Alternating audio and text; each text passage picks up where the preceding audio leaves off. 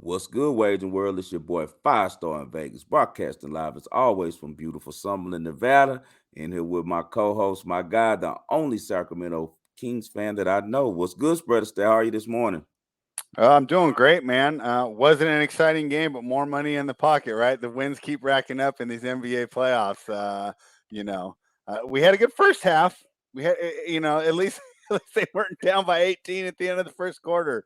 But at the end, boy, it feels like NFL as a war of attrition because this Miami team's just not healthy.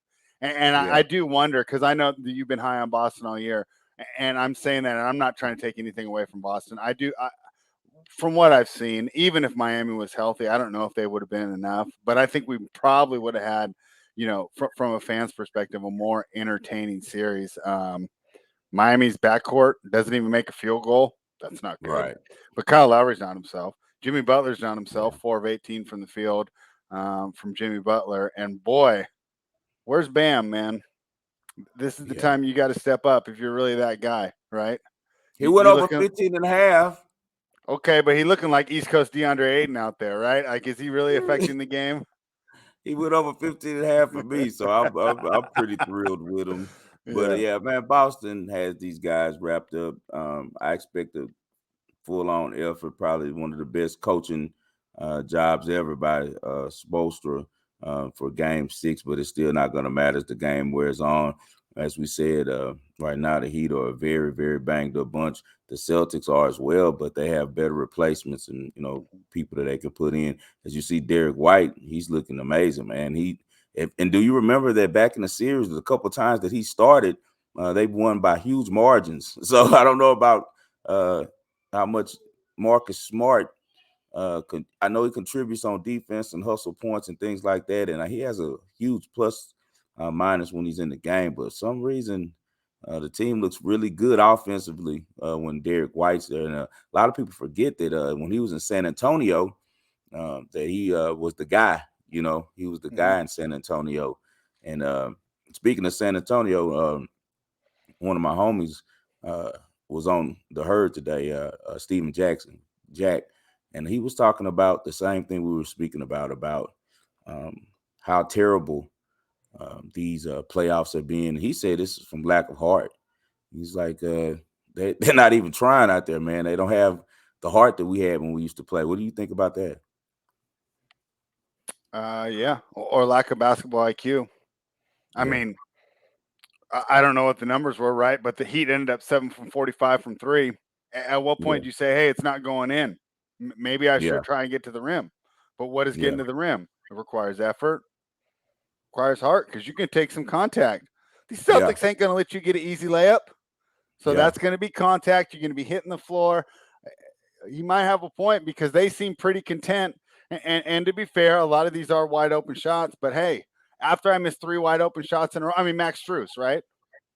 How many wide open shots do I have to miss? And I know players will say, and I've heard players say this, well, I'd rather go, 6 to 24 than 1 of 3 because it means I lost confidence or whatever. That okay, that I'll grant you that, and I understand that perspective. But let's have a little bit of IQ too. And as much as you can run all the analytics you want, but a wide open lane is always going to be worth more than a corner three to me. And yeah. so these teams aren't they're not attacking the rim when the shot's not falling. Pretty one dimensional here. So yeah, I mean it is rough here. It's rough for these fans. It's rough for us to watch, and the ratings haven't come out yet. But I'm really curious because every single night on Twitter, I see guys that are hardcore NBA fans, right? The NBA accounts that I follow going, up, time to switch to the NHL, right? Because it's like at the end of the day, like of course we love having this money in our pocket, and we're going to do the work all day to make sure we have the money in our pocket. But we also Right. want to be entertained. So, for example, on that Boston bet, even in the first half, did you ever feel like we were going to lose? Ever at Nope. any point? There was like No, I, one I little told point my in the clients third to take the quarter. second. I told my clients to take second half after we already Yeah, were on the game, and the second half we only took it to 3. It didn't matter. Like you could see, they just were missing shots. Like they had yeah. complete control of the game even when they were losing. in the first half. So there was one point yeah, in the third quarter where the crowd came alive, and I said, okay, maybe Miami's got a shot, and they just went down and they flubbed the next possession and just shot another, early in the shot clock, 3-point shot that didn't go, and then it was just back to business as usual. The crowd was deflated. The feeling was there, right? The crowd was like Butler. I mean, they're dragging.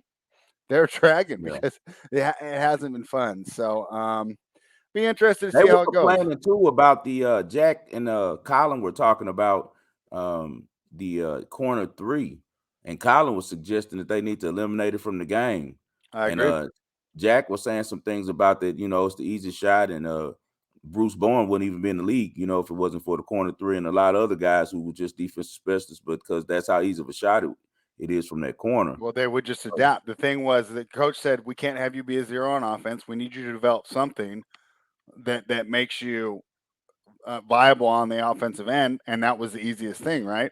So, I mean, Yeah. he might be right, but I just got to think these guys like Bruce Bowen, that number one are bringing that A1 defense, and number two work hard at their craft, would have found something to do. Now you take it away. Oh, he What gave could it him have been? props. He said that that's who taught him how to play defense was Bruce Yeah, Bowen. He just was yeah. saying that if without that corner three wouldn't be there. And I know Jack for many years. I haven't talked to him in a while, but so I've known him so well because we had a common friend, man. God bless his soul. He unfortunately lost his life in 2013 on a robbery. And a friend of ours named Duke, man, real good dude, one of my best friends in the world. Him and Jack kind of grew up together, ran around together in Port Arthur, and Duke used to take me around him all the time. He even took me one time to his bachelor party. It was at Treasures in Houston, and I'm in there, we're kicking it, and Bibby was in there. Mike Bibby was obviously good friends with Steven, and his brother. His brother's a real OG, man, from Arizona, cool dude. And Marbury was there. Stephon Marbury was in the house. Cool dude. I was respecting him so much because he was like, dude, I'm staying away from all these girls. He was like, I'm not getting in any trouble with my wife. He was like really on some chill stuff, but different dude from that I met like 10 years prior. I met Marbury before, like at the Kappa Beach party, and that's a whole different story. But yeah, I know Jack from Duke, man. Really great dude, man. That unfortunately lost his life by tragic means, man. And we really miss that guy, man. But let's get to tonight's game, man. What we got for the ball and parlay? All right, we're gonna go props because I think that we see different sides of tonight's here. So Yeah. I'll start. I'll let you know where I'm going on the side. You let everyone know what you think on the side, but then we're gonna give out the two props that we think are a lot more safe and secure Right. than grabbing a side here. So I'm back on my NorCal guys. I'm back on the Golden State Warriors to secure their sixth final trip in the last 8 seasons. They would be the first team since Michael Jordan's Bulls to accomplish that feat.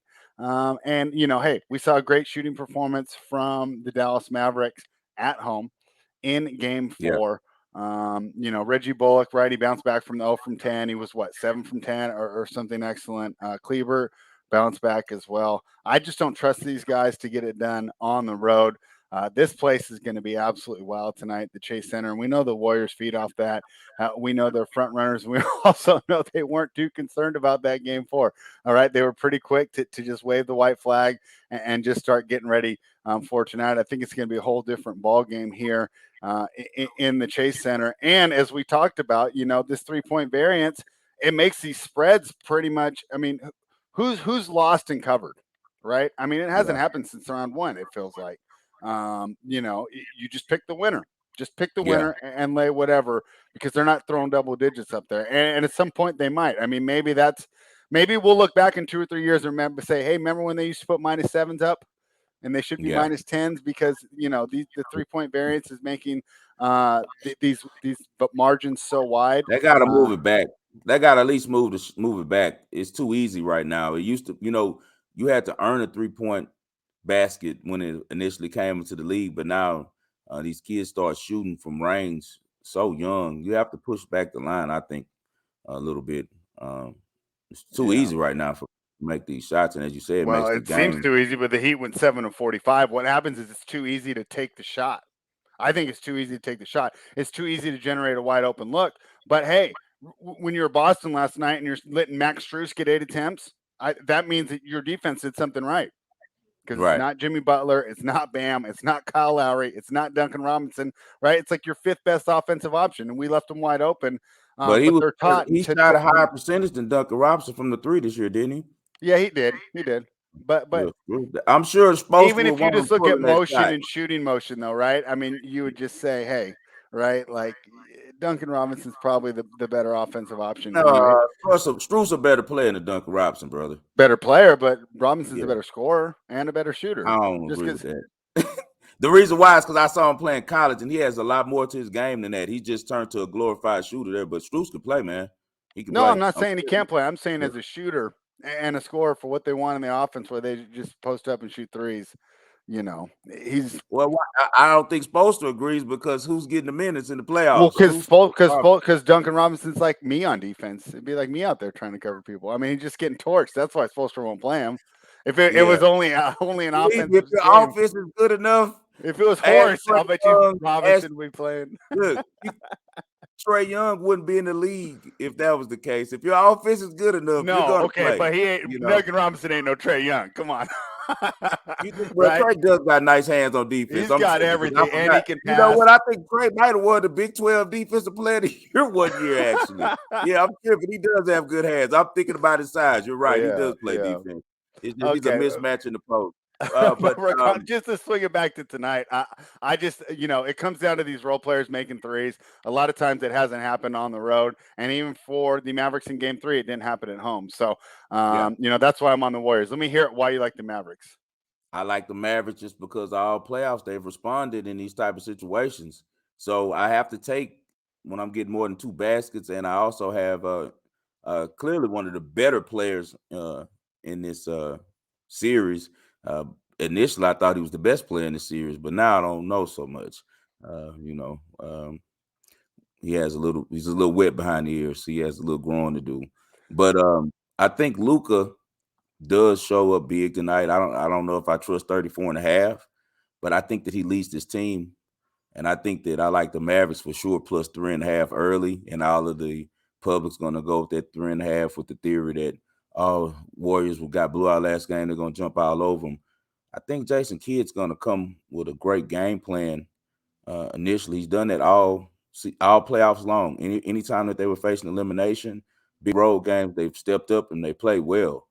And I just trust the camaraderie of this team. I think they play for each other. And I think when they want to, they can be a really good defensive team, even though the numbers don't always show it, and they can definitely be an offensive team because the three-pointer, that's all they really do. So if they get high from the three-point line, they can definitely keep this game within that number, within 7. I think their pride allows it. And also it's about time for us to have a close game in the NBA. A lot of people are really upset about just like I said, though, they can't make these guys make threes, right? I mean, they can call fouls and they get people to the free throw line, but if you're just going to sit with 6 people, 6 feet of space, where's my guy the extender? Let me give. He's in there. You got him. He's yes. There tonight. Mavericks plus 7 is a but gold. Like I said, it ain't you can't it ain't gonna matter because you can't call fouls when they shoot these wide open threes. Yeah, we'll see how that one goes. Let's go to the plays that we like. I started with the player who's really earned all the praise this series and this playoffs, and his name's Andrew Wiggins, right? Former number 1 pick, didn't live up to the expectations of being a franchise player. But he's a quick, athletic guy, and now he's in a role that he's comfortable with. They always said, he didn't necessarily, they called him Maple Jordan, but he didn't have that personality. He's not a dominator. He's not, he's not the alpha super Maple competitive Jordan. dude. That's the worst nickname ever. It was, huh? I can't think of anything that's worse. That is horrible. I can't. Big name. I'm sorry. Go ahead. No, it's absolutely true, right? But that's what they expected of him. Now that he's just the number 4 option, he plays good defense and scores within the system. He doesn't ever have to create on his own. They never give him the ball and say, "Bail us out, Andrew." He follows the flow of the game. It comes to him, and in the motion offense, everybody's going to get opportunities because it's not an ISO ball like the Mavericks one. Everybody's running, everybody's moving, everybody's cutting to the hoop. Can you imagine that? Go talk to your boy Jack. He'll remember they used to teach that too. These Mavericks ain't cutting to the rim, and these Celtics and these Heat ain't cutting to the rim like the Dude, I Warriors got so do. mad watching. I don't mean to cut you off, but I'm glad Go you right said ahead. that. Dude, the Celtics yesterday were making me so angry. I'm at Ski House, actually. Me and Ski were watching the game the first half. I was so pissed I had to leave because I had the first half. You know how I bet these type of games. I had first half and the whole game. So I was like, I got to go get the second half now and get my money back for the first half so I make a profit. I was pissed because, dude, I'm like, look at this Ski. They're just standing there and like trying to take on this tough Miami. And your text would be like, look at this football intramural team that was out a here. good tweet. You would call it the Heat the football intramural team. Yeah. Yeah, they're out there playing wrestling and stuff. Just, and these guys just a like, bunch of why are strong you ass guys athletes that running can't play plays? basketball. And I'm telling Ski, I was like, I was high on Udoka, but right now I'm looking and kind of getting like, what are you doing? Like, you just gonna let these dudes? He finally called a pick 4 with Horford and White, got an easy basket. I'm like, dude, stop letting Jason Tatum and Jaylen Brown just get out here and create, because neither one of them can handle the ball well. They're just in the second half, and they called some plays, and that's why they ended up leaving them. But you saw how many turnovers those guys had in the first half. Unbelievable, man. But I apologize. Go back to what you were saying. Basically, my point is Andrew Wiggins stepped up. He's done it everywhere they've asked him. He's scored, he's defended, and going to my prop, he's grabbed the rebounds. This is a small defensive team. Golden State likes to run small. Looney's in there. He's grabbing some, but he gets a lot of minutes out. They rely on Wiggins and Green a lot. But what's happening? Green's more of the free safety. Wiggins is more of the strong safety, right? So Green's roaming all around. He's going to grab the rebound when it's close, but a lot of time he's going to get out on the perimeter, cause that havoc, go for that interception, go for the steal, right? Not the pick 6, but the easy fast break layup, because he loves to get that steal and just get the ball to Steph as soon as possible, right? I mean, they got that great connection. What this leaves is a lot of rebounding opportunities for Andrew Wiggins, and I'm getting plus money. It's plus 114. I'm taking Andrew Wiggins over 6.5 rebounds. Who do you like? Man, I gotta believe I'm going with a Warrior myself, even though I like the Mavs to keep this game close and that it comes down to the wire. I don't doubt that the Warriors win. They haven't lost all playoffs at Chase Center, but I do think the Mavs can stay close. I don't think we'll see another one of these, another pattern of the games we've been seeing. If it goes that way, I think it would be Dallas with the blowout. I don't think the Warriors will blow them out tonight, but that's just my opinion. And my gut, I am when I get to my gut. Warriors ain't getting blown out at home. You should put their home court at like plus 10. Never say never. Okay, never. It's very, very, very, very, very, very unlikely. Very unlikely. Okay, I agree. But I think that 7 is likely. But I got to still roll with the Warrior tonight. Game 6, Clay. He's only at 18.5. He's going to at least get a dub. A dub for the dubs. You know that. Come on, man. Clay's heating up at the right time. He averages 28 points per game over his history in Game 6s. He's a phenomenal clutch player. He loves these type of games, these closeouts. Even if he doesn't get a lot of help from Steph and the other guys tonight, if they have an off night, I guarantee you Klay Thompson is going to come to play. I was thinking about the 3-pointers, but he's been killing from mid-range. He's been driving a lot, so there's no need to even try to sweat the threes, even though I'm sure you can incorporate the over 3.5 on the threes, but for sure lock in the 18.5. The over 18.5. And I also lean Luka over 3.5 threes minus 134. I think I saw that. I lean that because he takes most of his shots from deep anyway. It's going to take a 6-7 3-point night for them to stay close. Don't you agree? Yeah, and that's the shot that he likes. I mean, the usage is going to be there. So, and he's someone that I count on. Even in my handicap, Luka can get 35, and I'm still comfortable with a minus 7.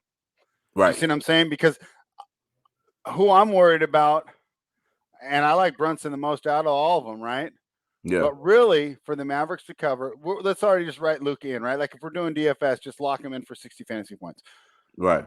Is Dinwiddie going to show up? Maybe. Right. I'm not saying he won't, but I'm not sure that he will. Brunson, maybe. Out of all the names I'm going to mention, I trust Brunson the most. Yeah. Bullock, I don't know. He seems like he's been real zigzaggy. He's super. Yeah. And Kleber and Bertans are the other two, right? That are just random. If one of them gets hot, Finney Smith had some big games this season. I like that he started going to the rim in Game 4. Yeah. See how many he stopped shooting those threes. He said, "I'm gonna get to the rim." He's very athletic. I don't know why Yeah, he doesn't go more. Yeah, he's yeah. very You can't be that good a defender and be so slow. yeah, You yeah. know, He's a good so player. yeah, Yeah. so that's gonna be a lot of fun for us tonight. Maybe we get a close game. Maybe you're right, but I have a feeling I'm gonna be cruising through that Amazon Prime playlist looking for a TV show somewhere around the third quarter. Oh man, no. We're gonna be glued to our TV, and I'm gonna be texting you, and I'm gonna be telling you, I told you. They gotta let their golden boy Luca have one final standoff. Yeah, we'll see. This should be fun. So it's always fun when we're Yeah. opposite. But I love the 2 plays that we gave out there. Like you always say, bet them straight and then throw them in a little parlay, and you're gonna have Yep. a great night. Yep. Hey guys, we're already locked in for the week. 4-0, another winning week. It's about to be 18 or 19. Next week, we're going for 19 or 20, man. Continue to tune in with us. If you guys are smart, just take these bets, man. Bet them straight. Bet parlay them when we do 2. But if we give out 1, just bet it straight. The next day, just invest the same amount, put some of your money up. That's all you have to do, and you'll see a profit. Please follow my guy Spread at Spread ASTAIRE and subscribe to his YouTube channel, which is Spread ASTAIRE. Follow me at 5-Star in Vegas, spell out the 5. And please subscribe to my YouTube channel, which is 5-Star in Vegas Sports Investments. We're here on SCOON TV Monday through Friday. Subscribe to SCOON TV. Best of luck to you all tonight. We'll see you tomorrow.